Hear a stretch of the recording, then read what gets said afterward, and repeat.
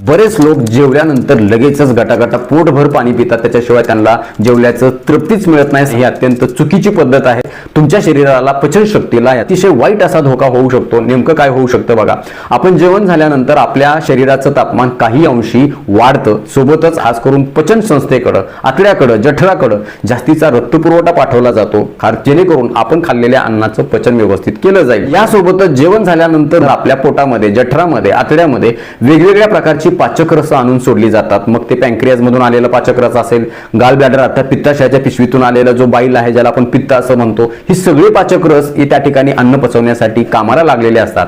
अशा वेळी जर तुम्ही जेवल्या जेवल्या लगेचच पाणी पित असाल तर या पाचक रसांचं डायल्यूशन होईल, त्यांचं कॉन्सन्ट्रेशन कमी होईल आणि तुम्ही लगेचच पिलेलं जे पाणी आहे ते सगळे त्या लाळेमध्ये, पाचक रसामध्ये मिसळून जाईल आणि त्याचा परिणाम म्हणून खाल्लेलं अन्न पचायला जड जाईल, त्याला वेळ लागेल, खाल्लेलं अन्न तिथून पुढे सरकणार नाही आणि परिणामी तुमच्या पोटामध्ये गॅस होऊ शकतात, अपचन होऊ शकतं, पोटगच्च होणं, डंबारणं, पोटामध्ये दुखणं, तोंडामध्ये आंबट गुळणे येणं, तोंड कडू पडणं, तोंडाची चव जाणं, अशा प्रकारच्या समस्या उद्भवू शकतात। यासोबतच अशा प्रकारे पाणी पिल्यामुळे तुमच्या अन्न पदार्थामध्ये असणारी जी पोषक तत्व आहेत, विटॅमिन्स आहेत, खनिज आहेत, मिनरल्स आहेत किंवा प्रोटीन आहेत, हे व्यवस्थित आतड्यातून रक्ताभिसरणामध्ये शोषून घेण्यामध्ये देखील बाधा येऊ शकते आणि म्हणूनच जेवण झाल्यानंतर लगेचच पाणी अजिबात प्यायचं नाही। मग जेवण झाल्यानंतर किमान अर्ध्या तासाने किंवा 1 तासाने तुम्हाला पाणी प्यायचं